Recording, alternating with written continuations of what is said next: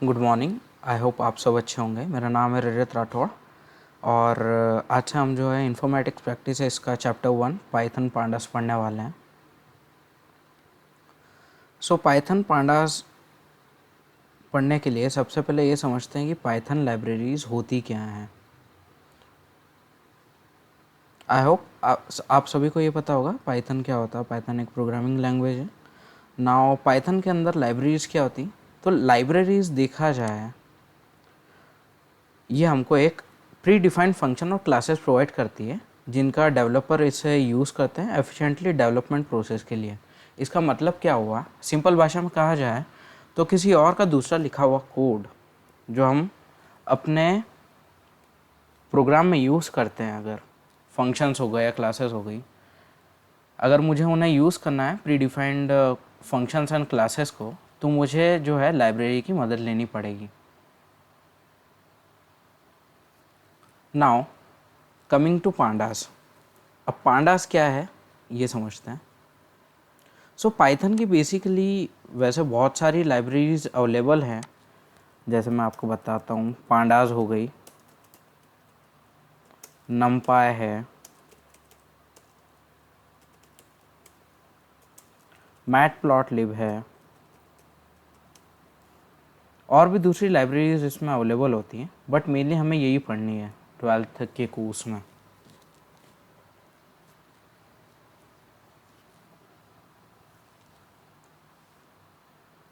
अब समझते हैं पांडास क्या होता है। पांडास क्या है? पांडास एक पाइथन की लाइब्रेरी है। इसे मैं करेक्ट कर दूंगा, पाइथन की स्पेलिंग। पांडास एक पाइथन की लाइब्रेरी है जो कि डेटा एनालिसिस के लिए यूज़ होती है। ठीक है। पांडास का जो नाम है वो पैनल डेटा सिस्टम से डिराइव हुआ है, जो कि इकोनोमेट्रिक्स टर्म है। इकोनोमेट्रिक्स टर्म का मीनिंग बता देता हूँ आपको। The application of statistical methods to study of economic data and problems. इसका मतलब क्या हुआ, इकोनॉमिक डेटा और प्रॉब्लम के लिए जो हम स्टैटिस्टिकल मेथड का एप्लीकेशन करेंगे, यहाँ पर इसका मीनिंग ये है जो भी हमारे इकोनॉमिक डेटा और प्रॉब्लम्स है उनका जो हम स्टडी करते हैं उसको हम इकोनॉमिक मैट्रिक टर्म कह सकते हैं। ठीक है। तो पांडास क्या है? पाइथन की एक लाइब्रेरी है जो कि डेटा एनालिसिस के लिए यूज़ होती है। इसका नाम डिराइव हुआ था पैनल डेटा सिस्टम से। ठीक है। साथ ही साथ में अब यहाँ पर देख लेते हैं पांडास का ऑथर कौन है। वेस मैकिनी ने जो है इन्हें बनाया था। नाउ पांडास को अगर मुझे यूज़ करना है तो वो कैसे यूज़ करना रहेगा, देखो सबसे पहले ये समझते हैं। यहाँ पर मैं जुपिटर नोटबुक ओपन कर लेता हूँ, एक नई फाइल क्रिएट करते हैं।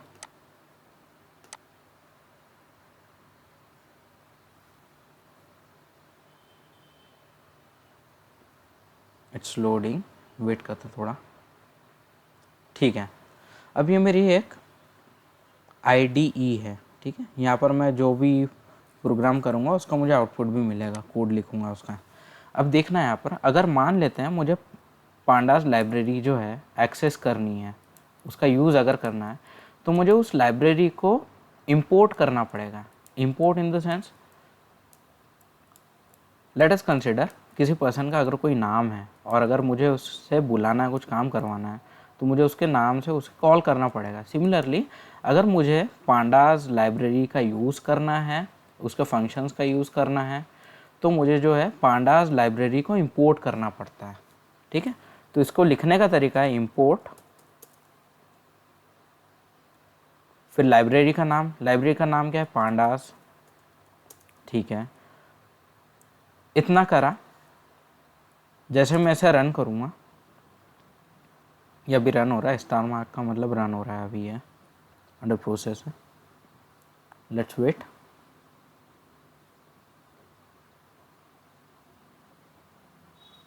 ठीक है, रन हो गया है। तो यहाँ पर मेरी जो लाइब्रेरी पांडास वो इंपोर्ट हो गई है यहाँ पर। ठीक है। नाउ इसको मैं ऐसे भी लिख सकता हूँ, import pandas S PD। PD क्यों लिखा? अब मुझे मान लो पांडास लाइब्रेरी का अगर कोई फंक्शन यूज़ करना रहा, तो मैं बार बार पांडास तो लिखूंगा नहीं वहाँ पर। कहना क्या चाह रहा हूँ वो समझते हैं यहाँ पर। अभी इसको हटाओ। लेट अस कंसिडर मुझे जो है एक फंक्शन यूज़ करना, let us consider series function use करना पांडास का, ठीक है। अगर मुझे इस सीरीज़ फंक्शन को यूज़ करना है तो मुझे उस लाइब्रेरी का नाम लिखना है। कैसे चलता है, लाइब्रेरी का नाम,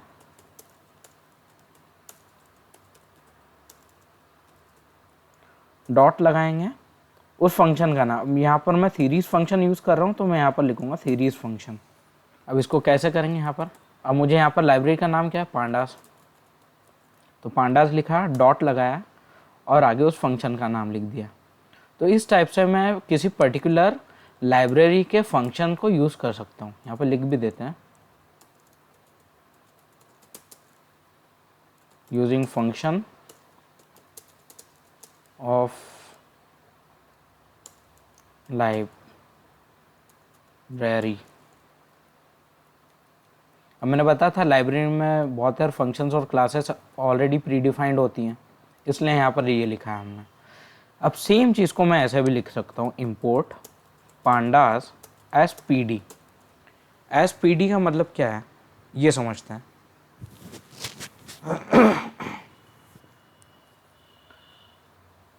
अब हमारे कुछ निक नेम्स होते हैं राइट घर पर। सिमिलरली अब अगर मैं चाहूँ मुझे ये पांडास इतना लंबा ना लिखना हो, उसकी बजाय मैं ऐसे भी लिख सकता हूँ, पी डी डॉट सीरीज। दोनों सेम काम करेंगे, कोई फ़र्क नहीं है दोनों में। मैंने क्या करा है, इसको एक एब्रीवेशन दे दिया है, ठीक है। मतलब मैं पांडास को अब से पी डी के नाम से बुलाऊंगा, ठीक है। इसलिए हमने यहाँ पर इलियास लगाया, इसको इलियास भी कहता है, इलियास। अब ये क्यों करते हैं, मान लो यहाँ तो पांडास है, खैर ये 6 अक्षर का नाम है।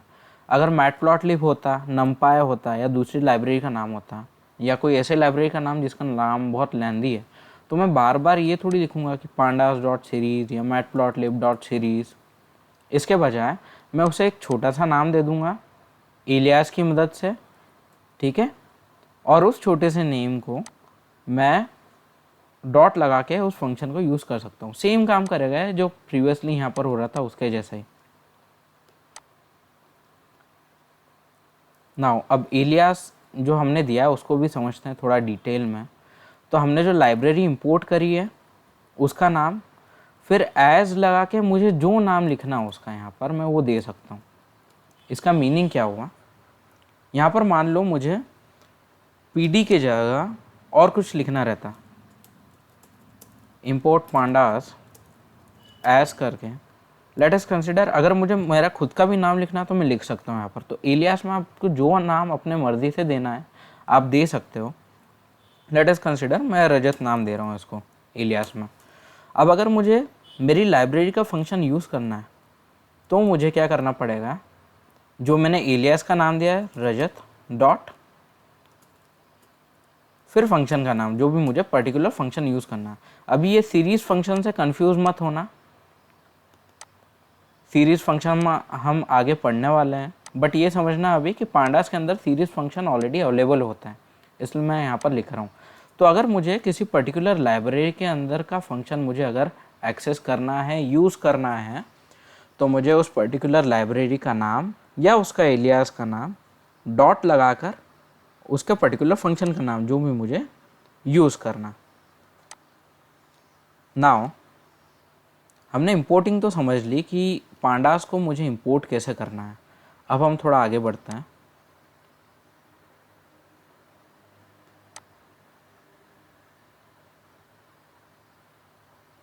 ठीक है, पांडास इंपोर्ट कर लिया हमने। अब पांडास में जो डेटा स्ट्रक्चर है वो समझने से पहले मैं आपको बताऊंगा पाइथन के डेटा टाइप्स। सो पाइथन के डिफरेंट टाइप्स के डेटा होते हैं, जैसे न्यूमेरिक डेटा हो गए, डिक्शनरी हो गई, बूलियन हो गया, सेट हो गया, सीक्वेंस टाइप हो गया। अब न्यूमेरिक टाइप ऑफ डेटा में क्या आता है, हमारे इंटीजर हो गए, कॉम्प्लेक्स नंबर हो गए, फ्लोट डेटा टाइप जो होगा। इंटीजर में हमारे जनरल नंबर्स -1 2 3 4 0 1 2 3 4 10 12 सो ऑन। इस टाइप के नंबर जो है इंटीजर में आते हैं, मतलब negative as well as positive numbers. Complex number में किस टाइप के नंबर्स आते हैं, आपको एग्जांपल देता हूं मैं।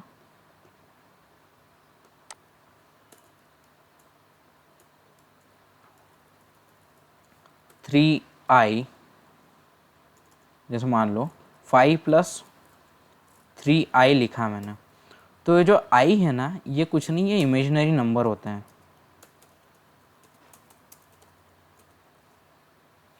ठीक है, तो इस टाइप से जो होते हैं हमारे कॉम्प्लेक्स नंबर होते हैं। आपका असाइनमेंट है कॉम्प्लेक्स नंबर समझे, अगर आपको इसमें क्यूरियोसिटी है तो। Now coming to float. Integer में क्या था हमारे, जैसे मान लो इंटीजर डेटा टाइप में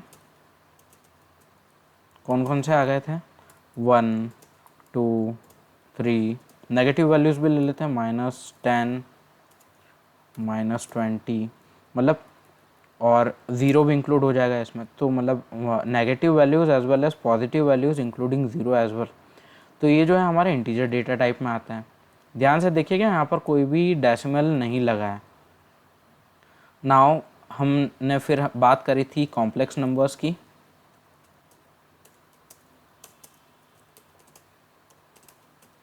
कॉम्प्लेक्स नंबर इस फॉर्म में रहता है 5+3i, या कुछ भी नंबर हो सकता है, लेकिन i तो यहाँ पर आएगा ही सही। i क्या है, एक इमेजिनरी नंबर है। ठीक है, now coming to floating point numbers या float values, float data type.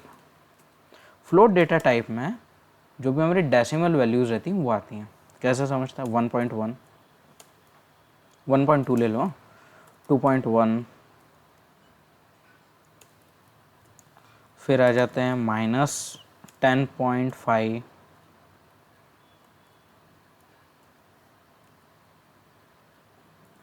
-20.8, 0.0, 0.1 and so on. तो फ्लोट डेटा टाइप में आप ध्यान से देखिएगा, यहाँ पर हर वैल्यू में डेसिमल लगा हुआ है। Also positive values as well as negative values भी आ रहे हैं यहाँ पर। तो ये होता है हमारा float data type. Now dictionary. Dictionary हम अभी आगे देखेंगे, मैं आपको ये समझा देता हूँ, सिंपल सी बात है इसमें, बहुत ईजी है ये। डिक्शनरी जो है ये पाइथन का ऐसा डेटा टाइप है जो की वैल्यू पेयर पर चलता है।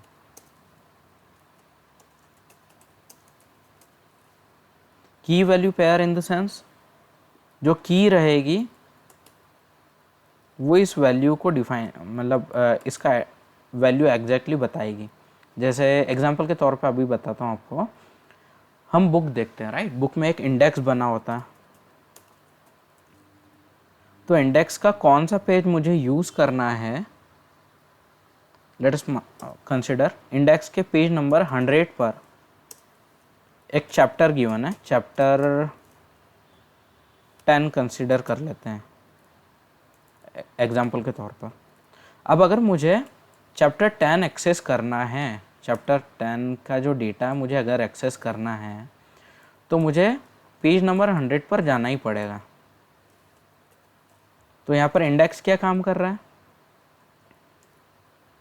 पेज नंबर्स यहाँ पर स्टोर करके रख रहा है, और उस पेज नंबर पर उसकी क्या वैल्यू है वो भी यहाँ पर बता रहा है।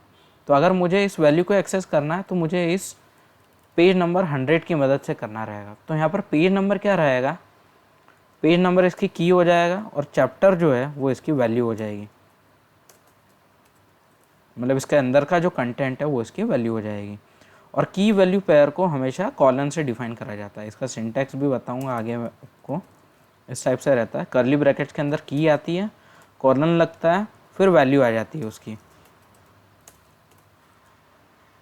ऐसे मल्टीपल की वैल्यू पेयर इसमें हो सकते हैं, की कॉलन वैल्यू,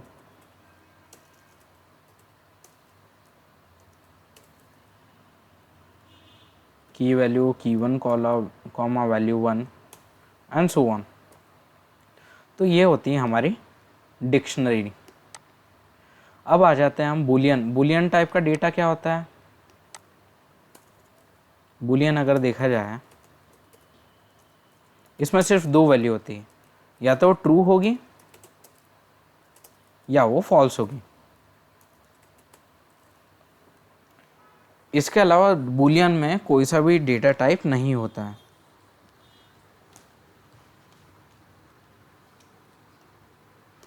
अब आ जाते हैं हम सेट पर। अब सेट डेटा टाइप क्या होता है, इसको एक इस एग्जांपल से समझाता हूँ।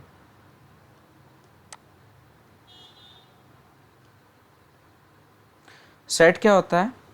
पाइथन का एक बिल्ट इन डेटा टाइप है, ठीक है, जो कि कलेक्शन ऑफ डेटा को स्टोर करता है। इतना समझो बस। सेट क्या है? पाइथन का एक डेटा टाइप है जो कि स्टोर करता है कलेक्शन ऑफ डेटा को, ठीक है।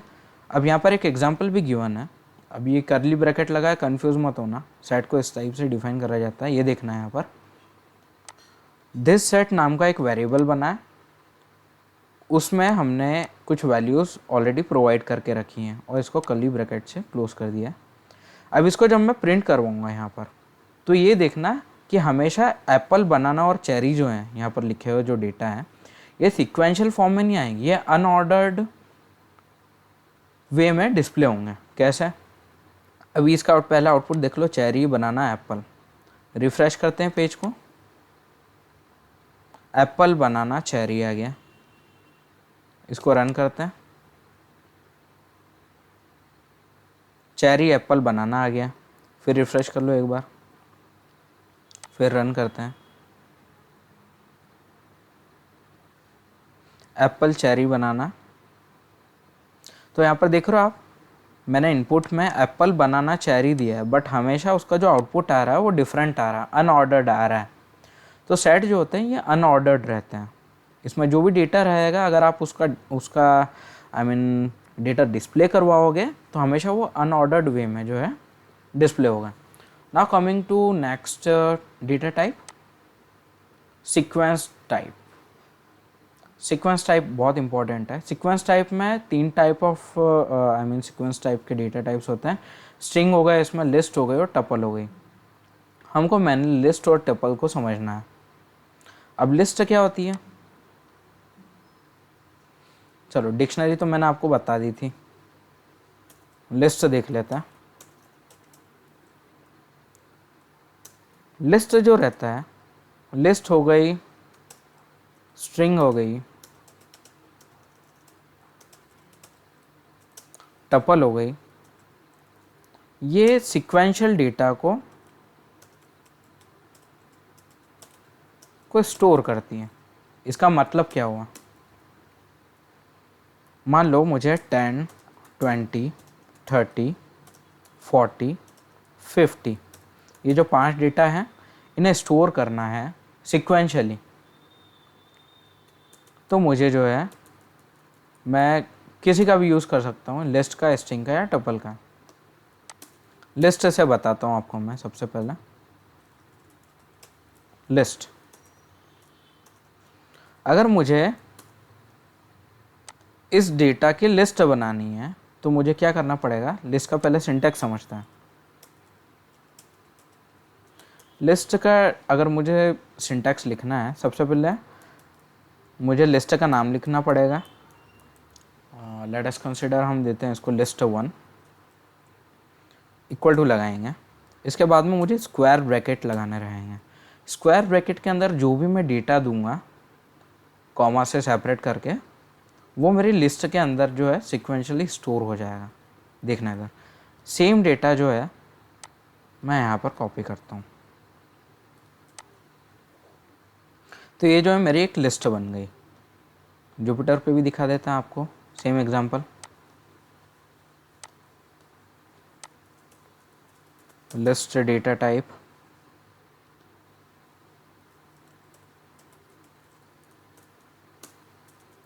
मान लेते हैं लिस्ट 1 नाम का मैंने जो है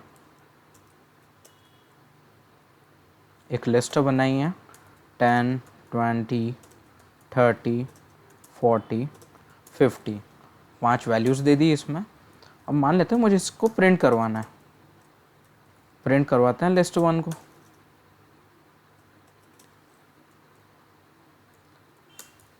रन करते हैं। ओह, कॉमा नहीं लगाया इसमें। तो ये जो है मेरी एक लिस्ट बन गई। अब आपको कैसे पता चलेगा कि एक्चुअल में लिस्ट है या नहीं है? सबसे पहले इसको पहचानने का तरीका, यहाँ पर स्क्वायर ब्रैकेट रहेगा जो भी लिस्ट का मीन वेरिएबल बनाएंगे हम। साथ ही साथ में अगर मुझे इसका डेटा टाइप देखना है कि एक्चुअल में लिस्ट है भी या नहीं है, तो उसको मैं टाइप फंक्शन की मदद से देख सकता हूँ कि मेरा जो डेटा टाइप है वो किस टाइप का है। लेट्स सी, क्या करते हैं, टाइप फंक्शन के अंदर लिस्ट 1 जो है उसको दे देता हूँ मैं, ठीक है। और ये जो टाइप 1 है, जो टाइप फंक्शन है, इसको भी डिस्प्ले करवा देते हैं ताकि इसका डेटा टाइप मुझे पता चल जाए। क्या आ रहा है यहाँ पर, क्लास लिस्ट, मतलब ये जो है मेरा जो यहाँ पर डेटा टाइप है वो लिस्ट टाइप का डेटा टाइप है। अंडरस्टूड? चलो अब आपको इंटीजर का भी एग्जांपल दे ही देते हैं। यहाँ पर इंटीजर डेटा टाइप का क्या आ रही, 10 आ रहा है। अब ये चेक करें कि एक्चुअल में ये इंटीजर है भी या नहीं है। Let's see, type of x, इसको मैंने करवा दूंगा प्रिंट फंक्शन के अंदर डिस्प्ले। क्या आ रहा है, इंट। जो पुराना सिंटैक्स लिखा था मैंने इंट करके, वो एक्चुअल में सी और C++ में लिखता है। सो फॉर दैट इधर देखते हैं। तो यहाँ पर देखिए इसका टाइप क्या आ रहा है, इंटीजर टाइप। तो पाइथन इतना इंटेलिजेंट है, अब मुझे यहाँ पर ऐसे नहीं लिखना पड़ेगा कि इंट एक्स का नाम फिर उसका जो वैल्यू है वो देंगे। पाइथन ऑटोमेटिकली डिटेक्ट कर लेगा कि भैया इंट टाइप का डेटा है। लेट अस कंसीडर, मैं एक फ्लोटिंग वैल्यू देता हूँ 10.5, इसको प्रिंट करवाते हैं, ठीक है। और सिमिलरली इसका भी डेटा टाइप चेक करते हैं।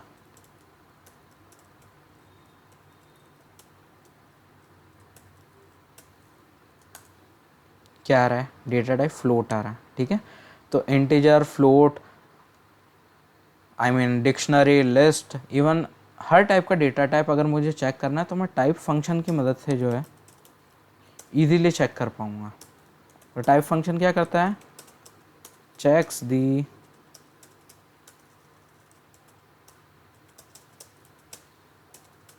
Data type. अंडरस्टूड?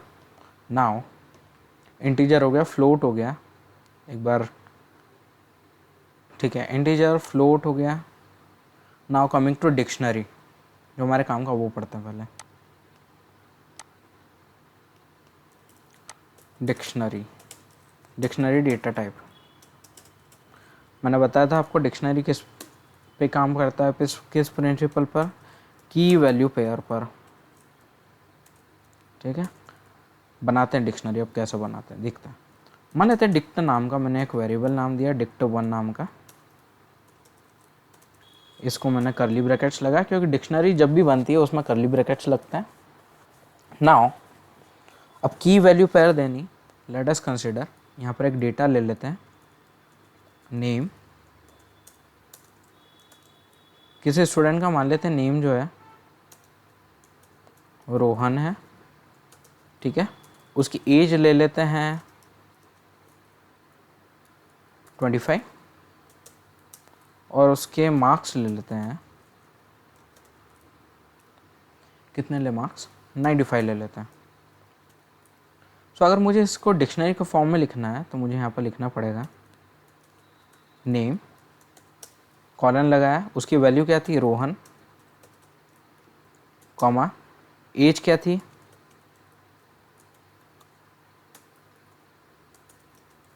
25,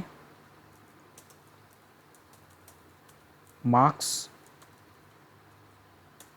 95, ठीक है। अब मैं जब यहाँ पर टेक्स्ट को डिस्प्ले करवाऊँगा, इसको मुझे कमेंट करना पड़ेगा, एग्जांपल दिया था बस, अब रन हो जाएगा ये। देखो यहाँ पर name colon Rohan, age colon 25, marks colon 95। इस टाइप से मेरी डिक्शनरी डिस्प्ले हो गई। प्रिंट भी करवा दो इसको, सेम आउटपुट। ठीक है, नाउ ये समझने की बात है कि यहाँ पर देखना एक बात, आप डिक्शनरी में जो डेटा टाइप आता है, डिफरेंट टाइप का डेटा जो है इसमें आ सकता है। कैसे समझें इसको? नेम जो है एक स्ट्रिंग है, इसको इसलिए जो है सिंगल इन्वर्टेड कॉमा में लिखा है। रोहन जो है एक स्ट्रिंग टाइप का डेटा है। एज जो है एक स्ट्रिंग टाइप का डेटा है। 25 क्या है? इंटीजर दिख रहा है मुझे यहाँ पर। मार्क्स जो है स्ट्रिंग है, 95 जो है इंटीजर है। और हमेशा ये ध्यान रखना, जो हमारे न्यूमेरिकल डेटा टाइप्स होते हैं, ये जो हमारे न्यूमेरिकल डेटा टाइप्स हैं, इंटीजर, कॉम्प्लेक्स नंबर और फ्लोट, ये कभी भी इन्वर्टेड कॉमा में नहीं लिखे जाते हैं। Same goes with Boolean as well. ठीक है, तो जो भी हमारे न्यूमेरिकल डेटा टाइप रहते हैं वो कभी भी इन्वर्टेड कॉमा में नहीं लिखे जाएंगे। इसलिए यहाँ पर एज के आगे जो 25 लिखा था, इसको विदाउट इन्वर्टेड कॉमा के लिखा है मैंने। बट जो स्ट्रिंग टाइप का डेटा होता है उसको हमेशा सिंगल इन्वर्टेड कॉमा में लिखेंगे हम। इतना क्लियर है? अब ये देख लेते हैं कि ये जो हमने डिक्शनरी बनाई है, वी ऑलरेडी नो डिक्शनरी है, बट इसका अगर मुझे टाइप चेक करना तो मुझे लिखना पड़ेगा टाइप dict1, जो डिक्शनरी का नाम है। प्रिंट करवा देते हैं इसको। देखो आ गया डिक्ट, इसकी क्लास क्या है? डिक्ट, मतलब ये जो है डिक्शनरी टाइप का डेटा है। एक इम्पॉर्टेंट बात तो और बतानी थी आपको मुझे कि फंक्शंस क्या होते हैं। फंक्शंस भी समझ लो। इसको पहचानने का बहुत इजी तरीका बताऊंगा मैं। फंक्शंस क्या होता है? फंक्शंस के अंदर कुछ कोड लिखे हुए होते हैं। ठीक है, फंक्शन दो टाइप के होते हैं, pre defined function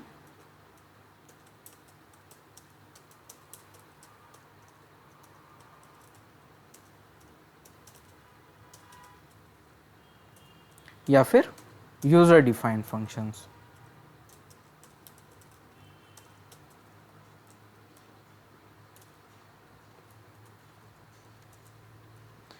pre defined function वो होते हैं जो ऑलरेडी प्रोग्रामिंग लैंग्वेज में बिल्ट इन होता है। मतलब जो प्रोग्राम, जब ये प्रोग्रामिंग लैंग्वेज बनी होगी तो ये ऑलरेडी जो फंक्शंस है यहाँ पर डिफाइंड रहते हैं हमारे यूज़र के यूज़ के लिए। यूज़र डिफाइंड फंक्शन क्या होते हैं? जो यूज़र खुद से डिफाइन करता है।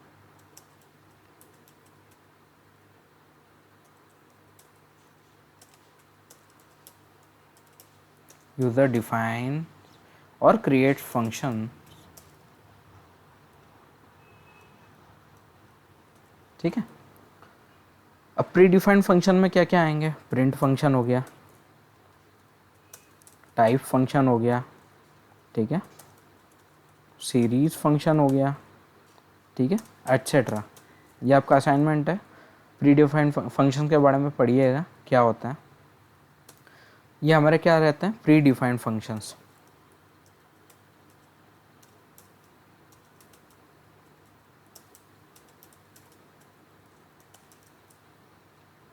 यूज़र डिफाइंड फंक्शन जो है, मैं अगर खुद से चाहूँ कोई एक फंक्शन बनाना तो मैं खुद बना सकता हूँ। मान लेते हैं मुझे मेरी नाम का एक फंक्शन बनाना है रजत, तो मुझे रजत लिखना और एक ब्रैकेट लगाना है बस, आगे कॉलन। लेकिन पाइथन में DEF भी आगे लिखना रहता है। इसके आगे जो है यहाँ पर जो भी मुझे लाइन ऑफ कोड लिखना है वो यहाँ पर मैं लिख सकता हूँ। तो इस टाइप से जो है मेरा यूज़र डिफाइंड फंक्शन बनता है। अब जब भी मुझे इस फंक्शन को यूज़ करना पड़ेगा, मुझे इस फंक्शन के नाम को कॉल करना पड़ेगा।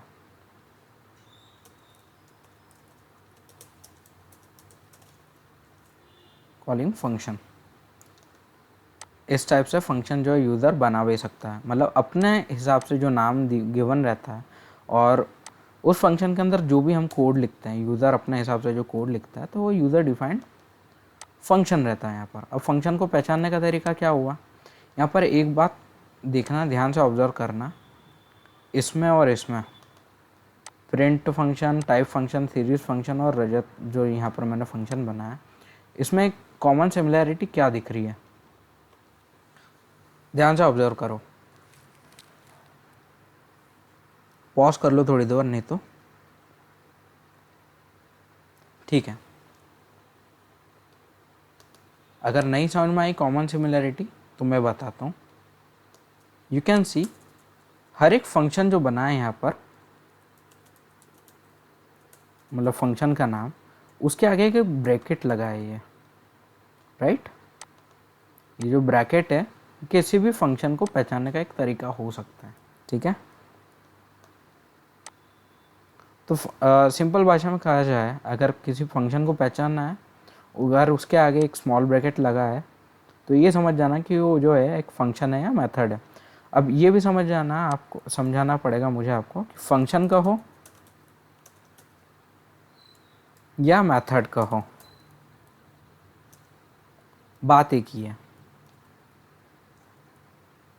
ठीक है। मतलब फंक्शन को मेथड भी कहा जा सकता है।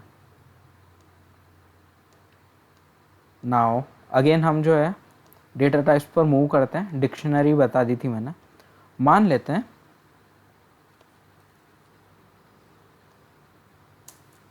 कमेंट करते हैं इसको पूरा।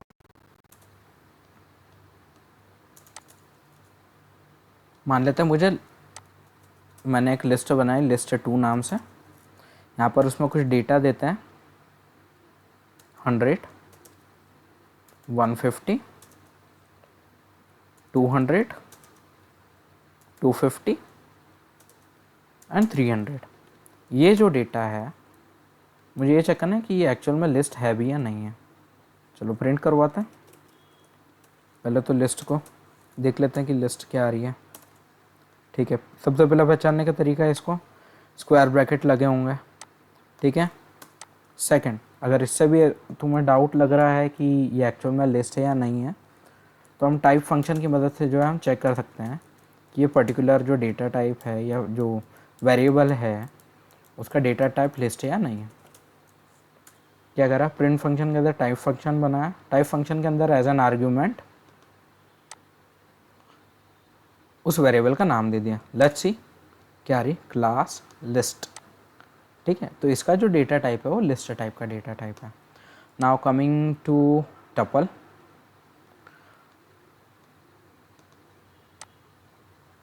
लिस्ट और टपल में एक फ़र्क ये होता है,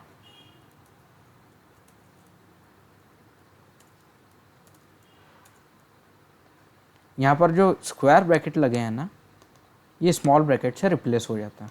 कैसे, चलो बना के बताता हूँ। लेट्स कंसीडर, मैं एक नाम देता हूँ यहाँ पर, टपल का नाम क्या दें,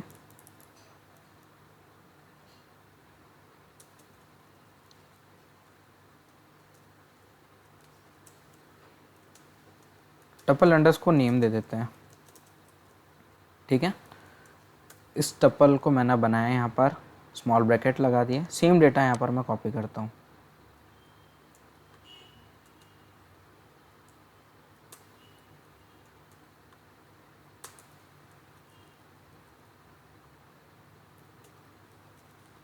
ठीक है।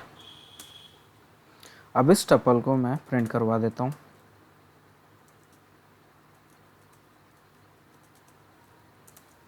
ठीक है। मेरी टपल डिस्प्ले हो गई।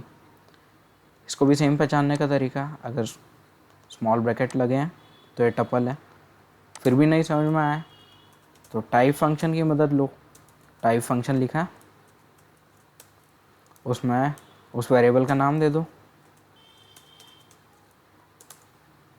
क्या रहा, क्लास टपल, ठीक है।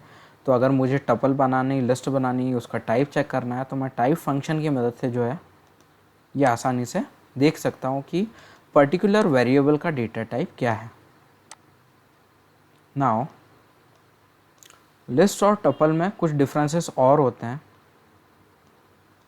ये असाइनमेंट है आपके लिए, थोड़ी हिंट दे देता हूँ। एक म्यूटेबल होती है और एक नॉन म्यूटेबल होती है।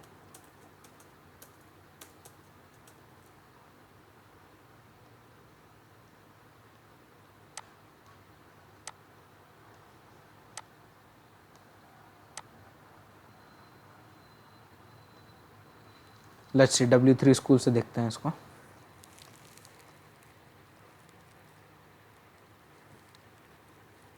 देखो, list is a collection which is ordered and changeable, मतलब लिस्ट में जो डेटा रहेगा वो ऑर्डर्ड रहेगा अगर इसे हम डिस्प्ले करवाएंगे, और चेंजेबल, चेंजेबल का मीनिंग ही होता है म्यूटेबल। ठीक है, तो लिस्ट क्या होती है, ऑर्डर्ड होती है और चेंजेबल या म्यूटेबल होती है। टपल जो होती है ये भी ऑर्डर्ड होती है लेकिन अनचेंजेबल होती है। अनचेंजेबल इन द सेंस ये नॉन म्यूटेबल होती है। इसका डेटा अगर आपने एक बार लिख दिया तो आप बाद में चेंज नहीं कर सकते उसको। लिस्ट में भी डुप्लीकेट मेंबर अलाउ करता है, टपल भी डुप्लीकेट मेंबर्स को अलाउ करता है।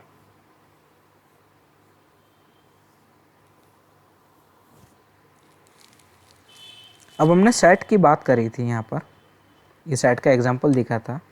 तो सेट जो होती है अनऑर्डर्ड होती है, ठीक है, मतलब रैंडम ऑर्डर्ड में जो है आपका डेटा डिस्प्ले होगा। क्यों होता है ये, क्योंकि इसमें इंडेक्स नहीं होता है, ये लिखा है ना अनइंडेक्स, तो सेट में कभी भी इंडेक्स नहीं मिलेगा आपको। अनचेंजेबल सेम, मतलब नॉन म्यूटेबल होता है। तो सेट जो है अनऑर्डर्ड है, अनचेंजेबल है और अनइंडेक्स्ड है। डिक्शनरी की बात करते हैं। डिक्शनरी जो होती है ऑर्डर्ड होती है और चेंजेबल होती है, मतलब डिक्शनरी के अंदर का जो डेटा है वो मैं इजीली चेंज कर सकता हूँ। क्विक रिवीजन वापस है। लिस्ट जो होती है ऑर्डर्ड होती है और चेंजेबल होती है, ठीक है, डुप्लीकेट मेंबर इसमें अलाउड होते हैं। टपल जो होती है ये ऑर्डर्ड होती है और अनचेंजेबल होती है, और ये जो है डुप्लीकेट मेंबर को भी अलाउ करती है। सेट जो होती है अनऑर्डर्ड होती है, अनचेंजेबल होती है और अनइंडेक्स होती है, मतलब सेट के अंदर इंडेक्स भी प्रेजेंट नहीं होती है। अनऑर्डर्ड होता है ये, मतलब जो यहाँ पर देख सकते हैं आप, सेट जो बनाया था हमने, अगर मैं उसे डिस्प्ले करवा रहा हूँ तो वो अनऑर्डर्ड है, मतलब सेम ऑर्डर में डिस्प्ले नहीं हो रहा है वो। यहाँ पर एप्पल बनाना चेरी था तो ये एप्पल चेरी बनाना आ रहा है। डिक्शनरी, डिक्शनरी ऑर्डर्ड होती है, मतलब इसमें जो डेटा अरेंज होगा वो ऑर्डर्ड वे में अरेंज होगा, मतलब जो आपने लिखा है वही डिस्प्ले होगा। यहाँ पर देख लो भले ही।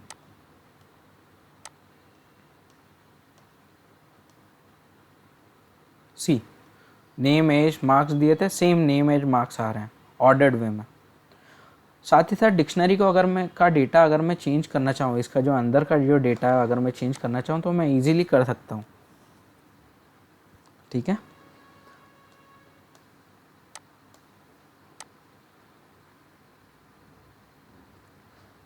तो ये ध्यान रखना, सेट और टपल जो है अनचेंजेबल होती है, वाइल डिक्शनरी और लिस्ट चेंजेबल होती हैं। अब हम आ जाते हैं, ठीक है, लिस्ट टपल डिक्शनरी, ये जो है हमने सिक्वेंशियल डेटा तो पढ़ लिया, सिक्वेंस टाइप ऑफ डेटा में।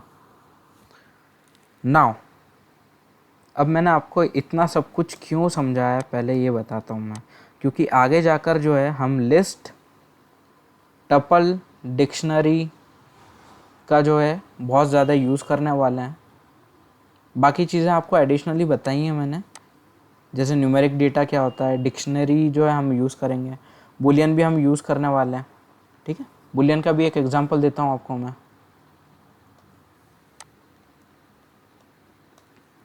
बुलियन,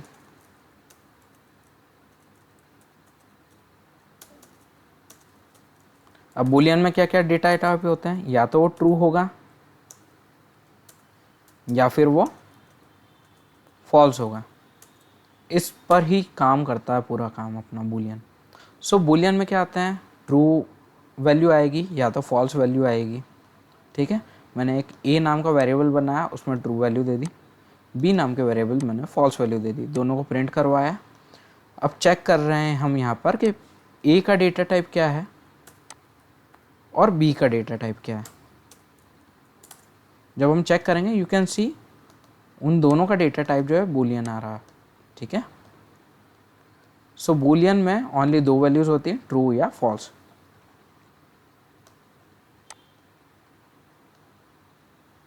आई होप आपको पाइथन डेटा टाइप समझ में आए होंगे। नाउ पाइथन डेटा टाइप समझने के बाद में आपको जो है मुझे पांडास के डेटा स्ट्रक्चर बताने रहेंगे, तो वो जो है हम नेक्स्ट वीडियो में देखेंगे। Thank you so much for watching, have a great day ahead.